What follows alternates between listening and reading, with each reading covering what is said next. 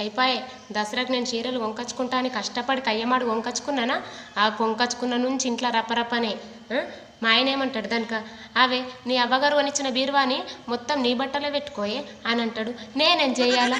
వాళ్ళు చిన్న బీరువా కొనిస్తే నేనేం చేయాలి చెప్పురు మీరన్నా.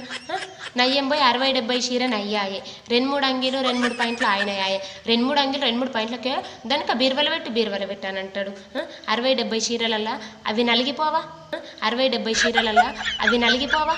నేనేం చేయాలా? దాంట్లో పట్టింది మొలకు తలిగేసుకుంటే అయిపోతుంది కదా.